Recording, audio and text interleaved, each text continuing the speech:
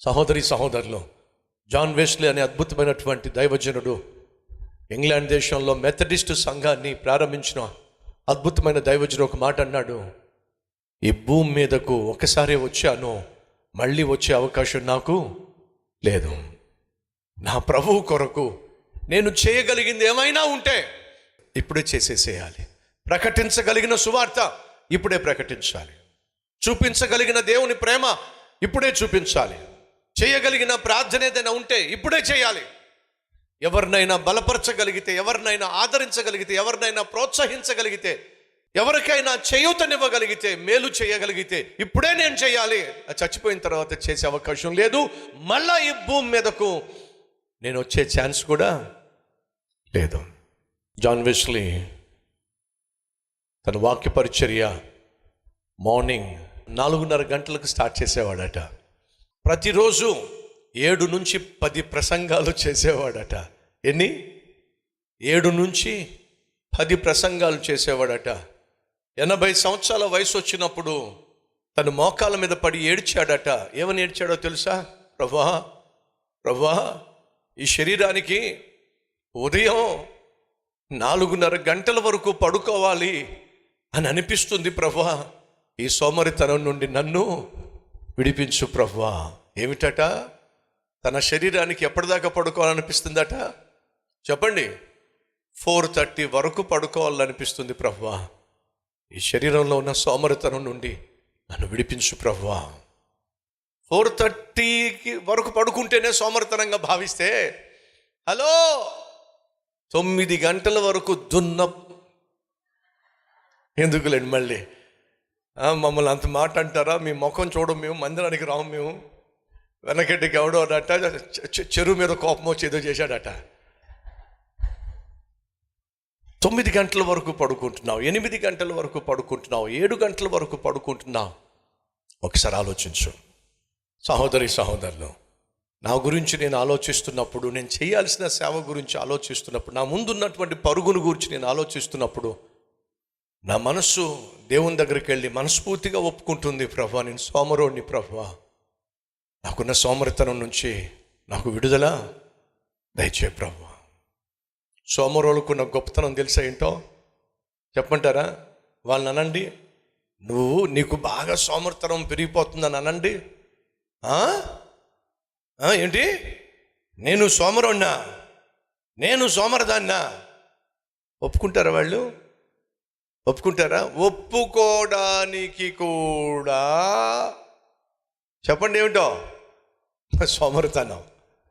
నేను నా జీవితాన్ని ప్రభువుకి అంకితం చేసి సేవ చేయడానికి నా జీవితాన్ని దేవునికి అర్పించిన తర్వాత నేను ఒక తీర్మానం తీసుకున్నాను. అదేమిటంటే 5 గంటల నుండి 5:30 గంటల కంటే ఎక్కువ పడుకోకూడదు అనే తీర్మానం తీసుకున్నాను. సుమారు 33-34 సంవత్సరాల క్రితం 5 గంటల నుండి 5:30 గంటల వరకు దాటి పడుకోకూడదు అనే తీర్మానం తీసుకున్నాను. నేను పడుకున్న ప్రతిసారి, ఎప్పుడు లేచినా సరే, ఇప్పటికీ కూడా లెక్కలేసుకుంటాను. ఎన్ని గంటలు పడుకున్నాను? నేను 5 గంటలు పడుకున్నానా, లేక సోమరోడ్లాగా 7 గంటలు పడుకున్నానా లెక్కలేసుకుంటాను ఈరోజు కూడా. సహోదరి సహోదరులు, సోమరితనాన్ని జయించాలి అనంటే మొదటిగా నీ దుప్పటిని నువ్వు జయించాలి. దేన్ని జయించాలి? నీ దుప్పటిని జయించాలి. అనగా నీ నిద్రను జయించాలి. 30 సంవత్సరాలకు పైగా సేవ చేస్తున్నాను, వాక్య పరిచర్య చేస్తున్నాను. ఎన్ని దేశాలు వెళ్ళానో, ఎన్ని మీటింగ్స్లో వాక్య పరిచర్య చేశానో, ఎంతమందికి అపాయింట్మెంట్స్ ఇచ్చానో, ఎంతమంది అపాయింట్మెంట్స్కి నేను వెళ్ళానో. కానీ ప్రభు మహిమార్థమే చెప్తున్నా, ఈ 30 సంవత్సరాల కాల పరిధిలో సేవా అనుభవంలో ఒక్కసారి కూడా నేను అదమరిచి నిద్రపోయి ఉన్న అపాయింట్మెంట్ టైంకి వెళ్ళలేకపోవడం, వెళ్ళాల్సిన సేవకు వెళ్ళలేకపోవడం, చేయాల్సిన ప్రసంగం చేయలేకపోవడం, వెళ్ళాల్సిన మీటింగ్కి వెళ్ళలేకపోవడం 30 సంవత్సరాల్లో ఎప్పుడూ నా జీవితంలో నేను చూడలేదు. ఇది నేను గొప్ప కోసమో ఘనత కోసమో చెప్పట్లేదు, కానీ అయినప్పటికీ నాలో ఒక తీరని వేదన ఏమిటంటే, నేను నా ప్రభువుకు చేయాల్సినటువంటి న్యాయము చేయలేకపోతున్నాను, నా ప్రభు ఇచ్చినటువంటి సేవకు ధర్మం చేయలేకపోతున్నాను అనేటటువంటి వేదన, బాధ నన్ను తొలిచివేస్తూనే ఉంది. మన జీవితంలో మొదటిగా జయించాల్సింది దుప్పటిని, మొదటిగా జయించాల్సింది నిద్రని. నువ్వు నిద్రను జయించలేకపోతే నీ జీవితంలో విజయం సాధించటం సాధ్యం కాదు.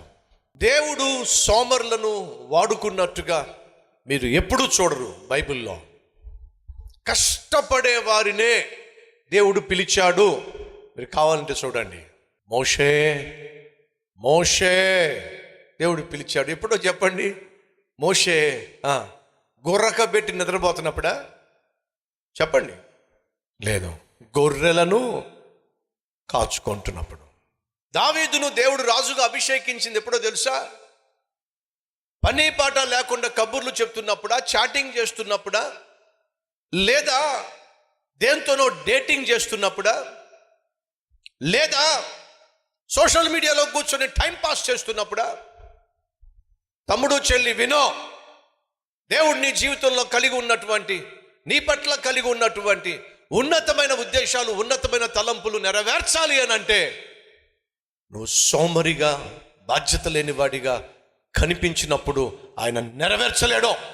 అమ్మ సహోదరి, ఏ ఇంటిలో అయితే ఇల్లాలు రెక్కలు ముక్కలు చేసుకొని కష్టపడి తన ఇల్లు నిర్మించుకుంటుందో ఆ ఇంటిని దేవుడు దీవిస్తాడు. బద్ధకస్తురాలు ఉన్న ఇల్లు దీవించబడదు, నిర్మించబడదు.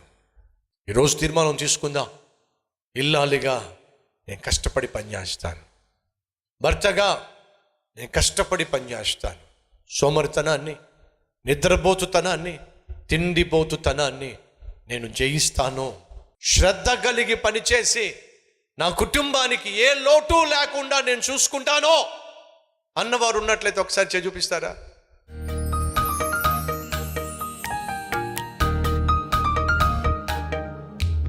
మహాపరిశుద్ధుడు అయిన ప్రేమ కలిగిన తండ్రి, బద్ధకము గలవాడు దరిద్రుడు అవుతాడు.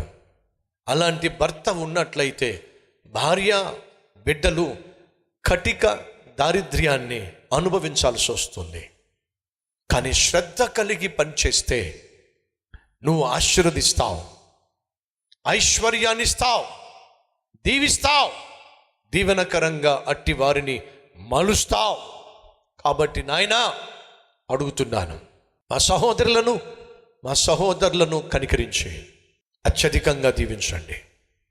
ఆత్మీయత, ఆరోగ్యము, అలాగే వాక్యాన్ని క్రియల్లో పెట్టే భాగ్యము అనుగ్రహించండి.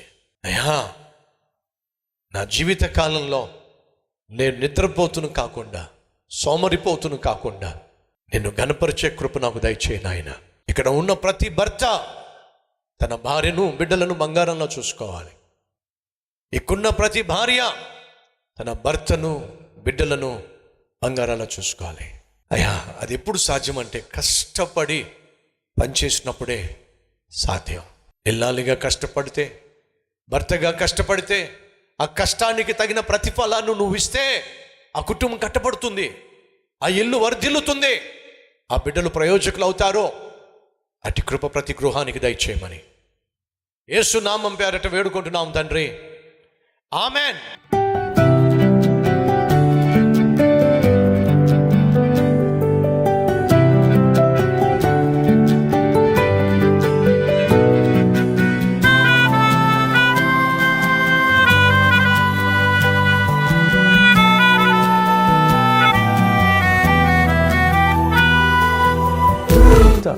డైలీ డివోషన్ ఆశీర్వాదకరంగా ఉంటే 10 మందికి షేర్ చేయండి, లైక్ చేయండి, అలాగే ఖచ్చితంగా కామెంట్ పెట్టండి. మళ్ళీ రేపు ఇదే సమయంలో మరొక అద్భుతమైన డైలీ డివోషన్తో మీ ముందుకు రాబోతున్నాను. అంతవరకు సెలవు.